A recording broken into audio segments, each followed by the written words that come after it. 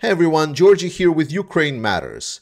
President Zelensky just had a big conference where he answered a lot of questions from the journalists in Ukraine and across the world. It was very insightful, and I think there's certain things that we all need to know about. Therefore, I'm covering it today in a very short 10-minute format. I will leave a link to the full 1.5-hour conference if you would like to listen to it. It has been translated to English, and I will do my regular update tomorrow where there are some really important news we need to talk about the situation on the front line. Let's begin. As people have been complaining about me putting certain topics in the thumbnail and then answering that topic only 10 minutes deep into the video, I'm going to start covering it at the beginning.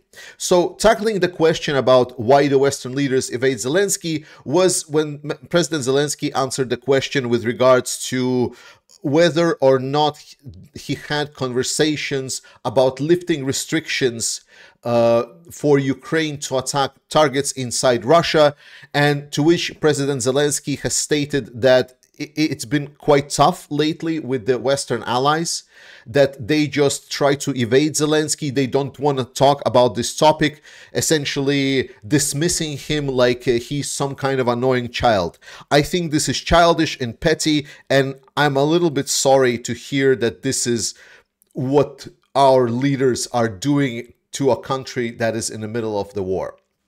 Then there was a question with regards to negotiations in Qatar. So the story goes that supposedly Ukrainian invasion into Kursk has disrupted the talks about possible stopping of shooting Ukrainians shooting targets inside Russia and Russians shooting targets inside Ukraine.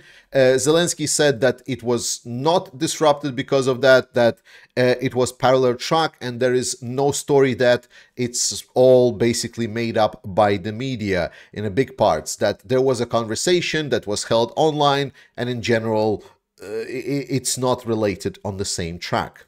Then there was a question about why go for Kursk, because situation right now in Pokrovsk direction is very, very tough, and we're going to come back to it in a bit. But why was it selected to go for Kursk rather than sending troops to Pokrovsk?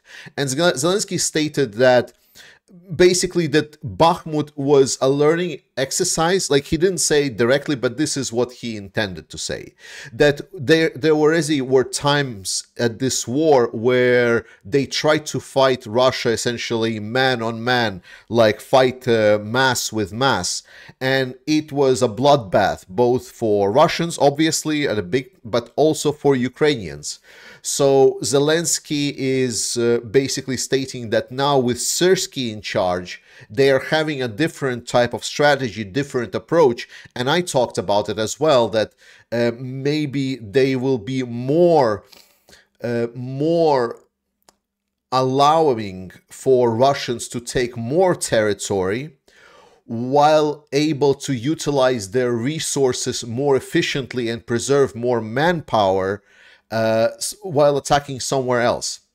He essentially stated that it seems that the new doctrine of the war is to fight Russia asymmetrically, that fighting Russia head-on is not a favorable outcome for Ukraine to lose so much men. Additionally, I noted that his disposition in these talks was very confident. He was not worried as much. It feels like it is the person speaking to you that has a plan, that the situation is tough, everything is kind of challenging, he has a lot on his mind, but it was not looking that the person that doesn't have a plan and just looking for any way how to improve the situation. So he was not like sharp towards the questions. He answered them very constructively.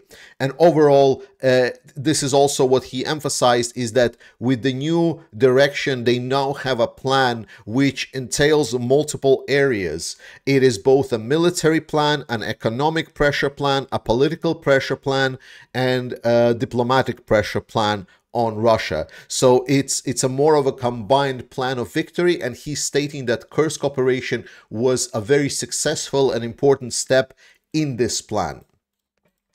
He states that nothing is easy, there was an additional question about Pokrovsk, and that is really, really hard, and that how much of the manpower resource does Ukraine still has.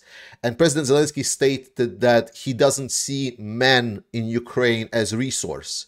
He sees that there are a lot of people that volunteer to defend their country, but he cannot still look at them and treat them as resource, like they're expendable or something. So he is really, really hoping that with the new approach, they will be able to operate more efficiently. And again, he is very confident in that new type of plan. He is also stating that finally the training of the troops that we have talked about before has been completed. Obviously, I am calling manpower resources, but the manpower is coming into the Ukrainian armed forces. And now he's stated that the rotations have begun for the people that were on the front lines during the last year. And there has been a lot of delays and there has been a lot of toughness in the last 12 months. But the rotations are not good yet, but at least they're ongoing. He also emphasized that the deliveries from allies, and he said it with all the gratitude that he could do. He stated that I'm very, very grateful for everything the allies do. The unfortunate situation is that sometimes we need to wait from the essentially promised delivery date for maybe like 12 months. As always, he stated that a lot of times there are obvious problems. So it's not like it's bad will or unwillingness, which I think he gives a little bit too much gratitude to us. But he does stated that the delays in resources is still a thing. There was a question from a Polish journalist whether Poland supports Ukraine as much right now as before. Zelensky stated that obviously Poland did a lot and obviously they don't have as much resources anymore, but they're having troubles. They would really want to get the Polish MiG jets, the old Soviet jets, which Poland is still reluctant to give. And this is something that he would want to get more help with the allies. Overall, he stated that he's going to have a meeting with Biden in September. And in that September meeting, he will present him with the victory plan and essentially will hope that US can sign off on this plan. And in that plan, they outline what steps Ukraine wants to take and what resources they would need for these steps. So the same way that they were preparing for the offensive, if you remember that time, when they have the requirement list and then all of the countries kind of fill in what they can deliver for that requirement list.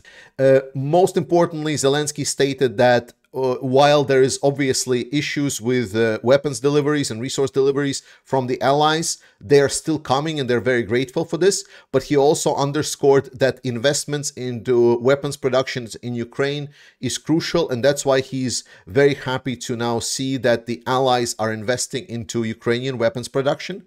He stated that a new ballistic missile has been tested and will start appearing in the Ukrainian armed forces. Notable thing about this missile that it's a long-range missile ballistic, and long range we mean like thousands of kilometers potentially. The question that got me absolutely devastated was obviously when a foreign journalist from CNN stood up, and the only thing, like, there was Kursk operation, Ukraine did so much, there is like stuff happening on the front line, and the question that CNN asked, and you can pause here and like say it out loud. What do you think they asked Zelensky? You guessed it correctly. They asked when Ukraine is going to surrender. Basically, they stated it's like, oh my God, we have a lot of uncertainty here in the Western world, that there has been like delays and so on. Has Ukraine thought about surrendering some territory for some security guarantees? Essentially, I was not disappointed by the Western journalists asking when Ukraine can finally surrender so they don't need to cover this pesky little part of the world. Zelensky noted that because of the incursion in the Kursk, it helped a lot of Ukrainian diplomatic positions, that it allowed for Ukraine to change a lot of narratives that Putin is protecting Russia. because they showed that Putin is dedicating more forces trying to capture a town in Ukraine that no one knows about, essentially, and no one cares about except for Ukrainians, instead of protecting his own territory. And then to top everything that we just talked about, Zelensky also talked about the agreement of transfer of Russian gas to Europe, more specifically to Orban's Hungary and Slovakia. Zelensky stated that there is no expectations of renewal of the agreement, so Orban can kiss my butt. I'm adding this in place of Zelensky. You're welcome, Mr. President. I want to finish by saying huge thanks to you guys. There was like the Bastion from the United Aid Ops. He extended the goal a little bit, but for me, for this community, I think the 400,000 that was achieved, it's incredible. It's amazing. And some people honestly noted that Georgia, you know, it's not only Ukraine Matters. And I agree, yeah, it's a combined effort from Ukraine Matters, Combat Veteran Reacts, Warthog Defense, all of our communities. What I must say that I do not see this as competition. The fact that there is more people, more communities are contributing to support Ukraine, that is what matter. Like for me, I am celebrating what is achieved, rather than trying to put some kind of ownership as like, oh, look, my community did the 400,000. Fuck no. This is a win for Ukraine, and that is what matters. Celebrate it, because we are doing great job, and I love you. Slava Ukraini, and I see you next time.